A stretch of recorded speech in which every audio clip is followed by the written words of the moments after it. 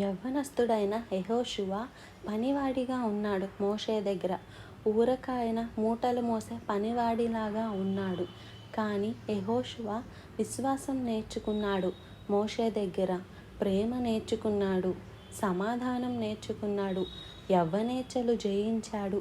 దైవ సేవకుడితో కూడా దేవుని దర్శనాలను పొంది మోషే వృద్ధుడైపోయినప్పుడు మోషే అయ్యాడా నాయకుడు?